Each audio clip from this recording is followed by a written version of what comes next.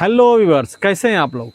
मेरे नए वीडियो में आप लोग का स्वागत है। नए वीडियो में आज आप लोग पढ़ेंगे अपवर्त और अपवर्तक। किसी संख्या का अपवर्त निकालना और किसी संख्या का अपवर्तक निकालना। तो चलिए सीखते हैं।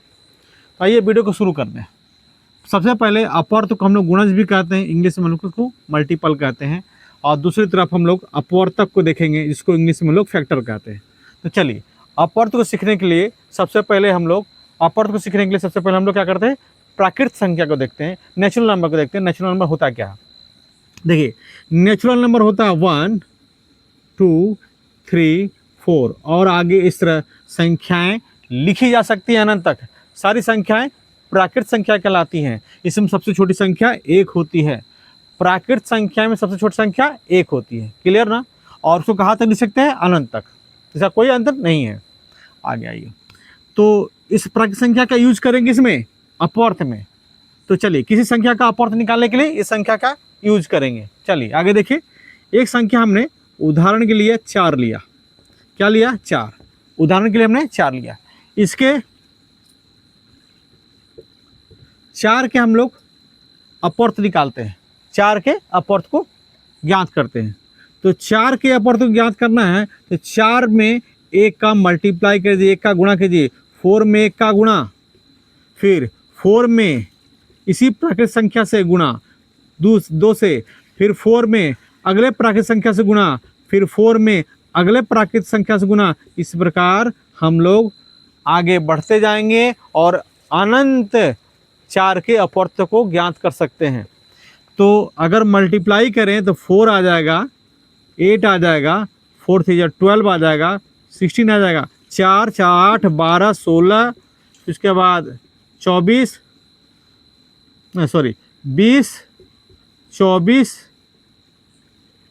इस प्रकार अनेक 4 के हम लोग अपवर्त लिख सकते हैं। असंख्य 4 के अपवर्त को लिखा जा सकता है।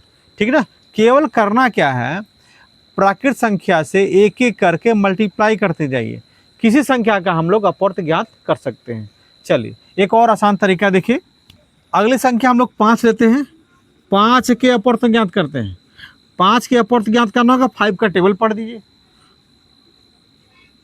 5 1 जा 5, 5 2 जा 10, 5 3 जा 15, 5 4 जा 20, 25 30 35 40 45। ये सभी 5 के अपवर्त ज्ञात हो जाएंगे। समझा क्या। यानी किसी संख्या का हम लोग केवल टेबल पढ़ते जाएंगे तो वह संख्या का अपवर्त होगा। ठीक है। अच्छा, इसमें एक चीज़ और जानना जरूरी है, क्या कि ये जो संख्याएं आई हैं वो 5 से अवश्य विभाजित है। ये जो 4 के अपवर्त हैं ये 4 से अवश्य विभाजित है। अगर कितना भी बड़ा संख्या हो, कितनी बड़ी संख्या हो, वह 4 से अगर विभाजित है तो वह 4 के अपवर्त है। अगर 5 से वह संख्या विभाजित है तो 5 का अपवर्त है। ठीक ना। विभाजित का मतलब है किसी संख्या में अगर भाग दें और शेष पद शून्य आए तो वह उससे विभाजित है। समझ में आ गया। अगर चाहते तो एग्जाम्पल दिखा देते हैं। जैसे मान लिया जाए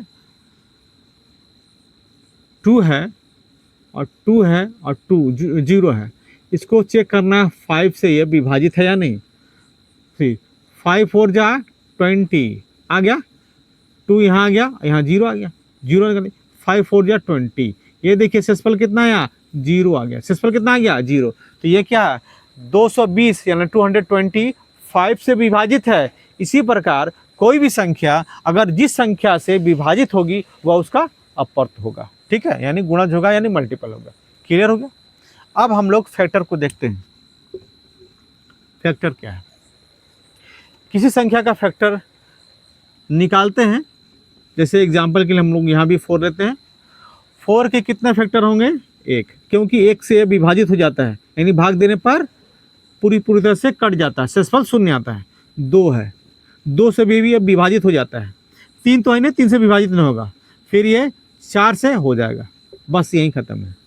अच्छा, ये समाप्त यही क्यों है, 4 इसी संख्या से विभाजित है, इसके आगे और संख्याएं 4 को विभाजित नहीं कर पाएंगी। ठीक है, 4 अगर है तो 4 के आगे नहीं जाएंगे, 4 से आगे नहीं जाएंगे। ठीक है। अगर 5 के निकालना होगा तो 5 का 1 होगा, स्वयं 5 होगा, और 5 के आगे हम लोग नहीं जाएंगे क्योंकि इसके 2 ही अपवर्तक हैं। यानी 1 और 5, इसके कितने अपर्तक है? 1 2 3 अपर्तक, यानी ए 1 और दूसरा 2 है और तीसरा 4 है। अब उसी प्रकार देखिए 6 का, देखिए 6 1 से विभाजित है, फिर 2 से भी, फिर 3 से भी, 3 का टेबल में भी आ जाता है, 2 का टेबल में आ जाता है, फिर देखिए 4 का टेबल में तो नहीं आएगा, 5 का टेबल में नहीं आएगा, और लास्ट में 6, बस यहाँ तक आएगा। 6 के अपर्तक हो गया 1 2 3 4, 4 इसके अपर्तक हो गए, 4 इसके अपर्तक हो गए। 6 के कितने अपर्तक हो गए? 4। 5 कितने अपर्तक हो गए? 2। 4 कितने अपर्तक हो गए? 3। ये फैक्टर हो गए किसके? 6 के। इस प्रकार किसी संख्या का हम लोग अपवर्तक निकाल सकते हैं, यानी अपवर्तक में एक तो उभयनिष्ठ होता है, कॉमन होता है, इसके अलावा वो संख्या स्वयं होती है। अपने अपवर्तक में वो संख्या स्वयं होती है, देखिए स्वयं शामिल है, और एक तो सब में शामिल रहता है। इस जितनी संख्याएं दी हुई हैं सारे संख्याओं के अपवर्तक निश्चित होते हैं, असंख्य नहीं होते, ठीक है। और लेकिन अपवर्त में किसी संख्या का अपवर्त जो है अनंत तक हो सकता है, दोनों में यही अंतर है, ठीक है ना।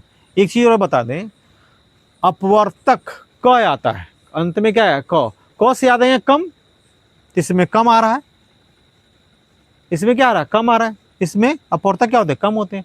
अब इसमें क तो नहीं आ रहा है, इसमें अनंत तक हो सकते हैं, यही इसका ट्रिक। आशा करते हैं ये वीडियो आप लोग को पसंद आया होगा। अगले वीडियो के लिए लाइक और सब्सक्राइब जरूर कीजिएगा। धन्यवाद।